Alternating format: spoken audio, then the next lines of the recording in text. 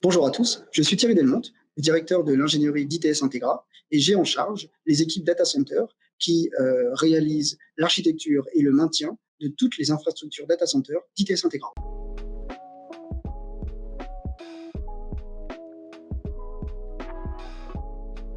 Un data center, c'est un bâtiment sécurisé, spécialement conçu pour abriter des services informatiques. Alors, les data centers, en fonction de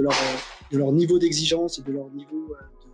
d'engagement qu'ils peuvent avoir avec leurs clients, auront des niveaux de services qui peuvent être différents, mais ils auront toujours un socle de services qui sera commun à tous les data centers.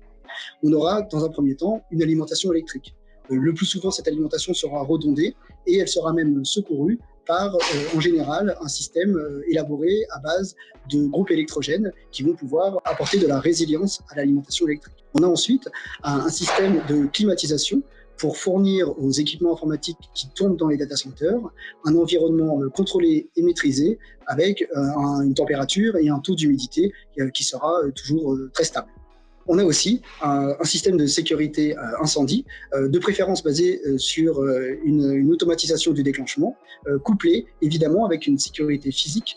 des lieux qui va protéger et qui va aussi journaliser avec une traçabilité des accès et une habilitation nécessaire à chacun des accès au data center. Et enfin, nous avons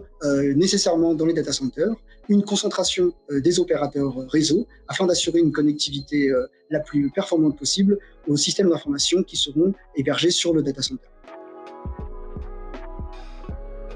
Les critères importants pour un bon data center sont évidemment le niveau de redondance et le niveau de résilience de ce data center, ainsi que, bien évidemment, le niveau de maintien en conditions opérationnelles des équipements qui vont servir au data center. Évidemment, pour avoir un bon data center, il faut que celui-ci ait été conçu de manière à être le plus possible résilient, mais aussi il faut que tout soit prévu tout au long du cycle de vie du data center pour que les équipements nécessaires à ce data center et aux services qu'il abrite et qu'il va fournir puissent être toujours performants et c'est pour ça qu'il y a un maintien nécessaire de la partie groupe électrogène, de l'alimentation électrique, de la climatisation, qui sont des éléments essentiels du fonctionnement du data center.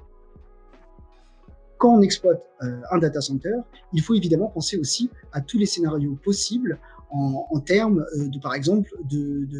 sécurité anti-intrusion. Nous devons avoir, par exemple,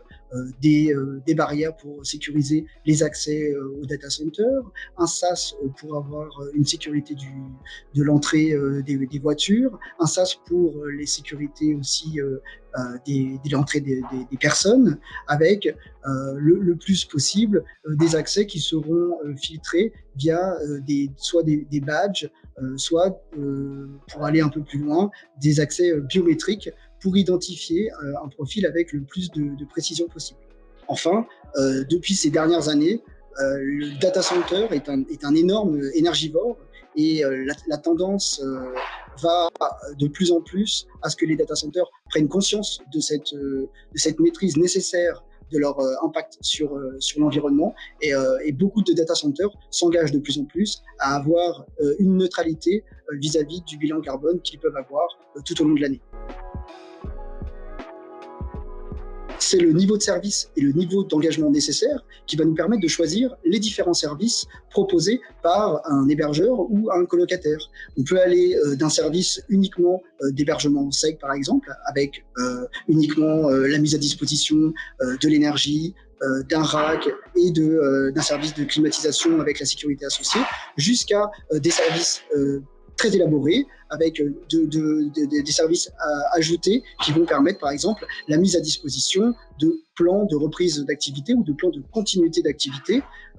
plus ou moins élaborés en fonction du besoin du client et en fonction de la criticité de la donnée du client. Le data center, grâce à sa proximité avec les opérateurs réseau, est un acteur privilégié pour choisir une passerelle vers les différents clouds publics des grands hyperscalers afin d'obtenir des liens performants et avec le minimum de latence. Pour choisir un bon data center, il est essentiel de bien vérifier que celui-ci soit audité et qu'il respecte les normes en vigueur dans son secteur.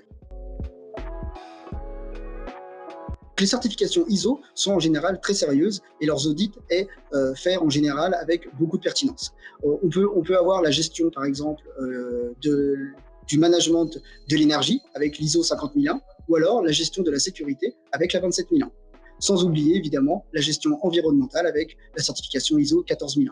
Si on veut un peu plus de certification autour de la sécurité, car le monde du data center est quand même de plus en plus a une tendance à s'intéresser à ce monde de la sécurité, on peut évoquer la certification HDS pour l'hébergement de données de santé ou encore la PCI DSS pour l'hébergement de données bancaires. Le plan de reprise d'activité ou le plan de continuité d'activité est un plan que l'on élabore, que l'on travaille, que l'on prépare et que l'on teste régulièrement afin de réduire au maximum le temps de reprise d'un système d'information en cas de sinistre majeur. Il est indispensable de l'avoir préparé évidemment en amont, mais il est aussi indispensable de le tester régulièrement avec une fréquence au minimum annuelle afin de s'assurer que le process que nous avons écrit et les ressources technologiques que nous avons prévues soient bien conformes pour que le système d'information puisse redémarrer sur son site de secours avec le moins de problèmes possible.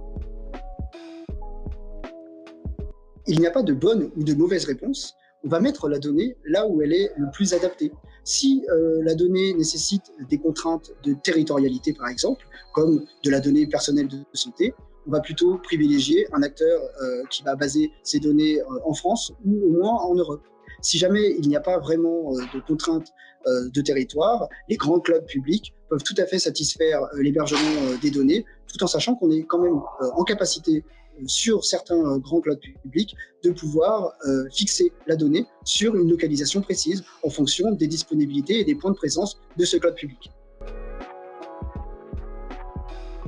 Merci à tous. N'hésitez pas, si vous avez des questions ou si vous souhaitez de plus amples informations, de me contacter directement via les réseaux sociaux ou de laisser un commentaire à la suite de cette vidéo.